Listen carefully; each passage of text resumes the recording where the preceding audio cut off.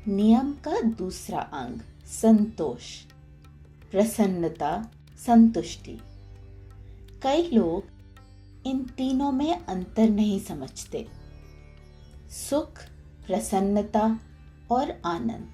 हम सोचते हैं कि सुख ही प्रसन्नता है और प्रसन्नता ही आनंद है। सांसारिक चीजें हमें सिर्फ सुख देती हैं या फिर क्षणिक प्रसन्नता, और वो भी हमेशा नहीं टिकती।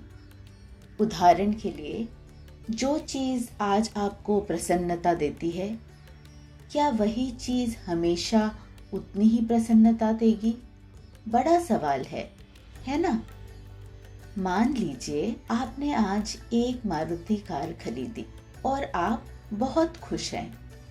कुछ समय बाद अगर आपके आसपास सब लोग मर्सिडीज चलाने लगे, तो क्या वही मारुति कार अब भी आपको उतनी ही प्रसन्नता देगी? शायद नहीं, है ना? आजकल तुलना करने की आदत बहुत बढ़ गई है। कभी कभी वही चीज जो पहले हमें प्रसन्नता देती थी, अब हमें खटकती है। जरूरतें बदल गई हैं, इच्छाएं बढ़ती जा रही हैं, जरूरतें पूरी हो रही हैं, पर मन संतुष्ट नहीं है। योग वाशिष्ठ में ऋषि वशिष्ठ श्री राम से कहते हैं, हे राम, मोक्ष के द्वार पर 4 द्वारपाल खड़े हैं। उनमें से एक मुख्य द्वारपाल है संतोष। संतोष तुम्हें मोक्ष के द्वार तक ले जाएगा। अगर हमें आत्मिक उन्नति करनी है तो संतोष अत्यंत आवश्यक है। हमारे बड़े बूढ़े कहते थे, प्रसन्नता आधी ताकत है। ये बात ऐसे ही नहीं कह दी गई है, इसमें बहुत गहराई है। जब हम खुश होते हैं तब हम सबसे शक्तिशाली होते हैं।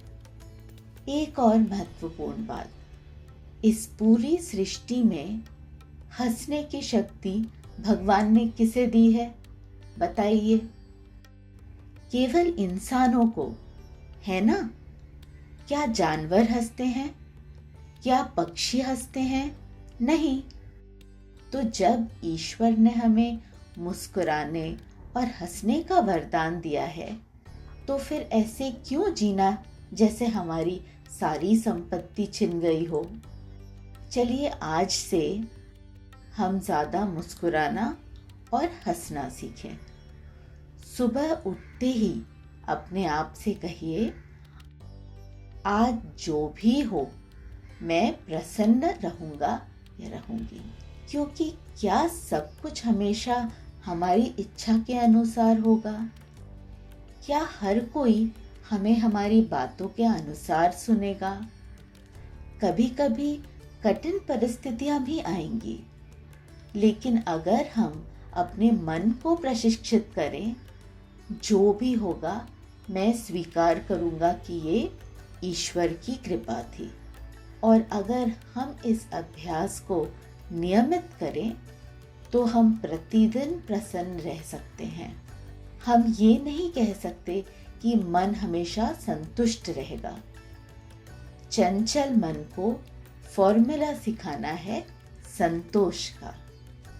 अगर मन बार बार कुछ और मांगता है तो उसे समझाना होगा, हमारे पास बहुत कुछ है, हमें हर चीज नहीं चाहिए।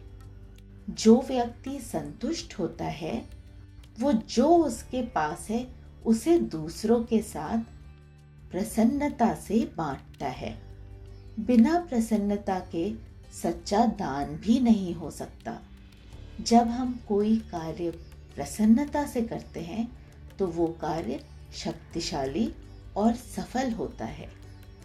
अगर कोई गृहिणी प्रसन्नता से खाना बनाती है तो वो भोजन स्वादिष्ट होता है। उसे खाने वाले परिवारजन स्वस्थ और ऊर्जावान रहते हैं। इतना ही नहीं, जब हम प्रसन्न लोगों के साथ समय बिताते हैं तो हम भी प्रसन्न हो जाते हैं। उनकी सकारात्मक ऊर्जा सभी को बलवान और शक्तिशाली बनाती है। हमें अपने चारों ओर सभी में प्रसन्नता फैलानी चाहिए। सुषुम्ना क्रिया योग और नियमित आत्मचिंतन के अभ्यास से इन तीनों के बीच का अंतर स्पष्ट रूप से समझ सकते हैं। सुख, प्रसन्नता और आत्मानंद। जब आप सुषुम्ना क्रिया योग में गहरी ध्यान अवस्था में जाते हैं तो आपको आनंद का अनुभव होता है। आत्मा का आनंद, आत्मानंद। आज से आप सभी मुस्कुराते रहेंगे, खुश रहेंगे, हर हाल में रहेंगे ना। मंगलम, नित्य शुभ मंगलम।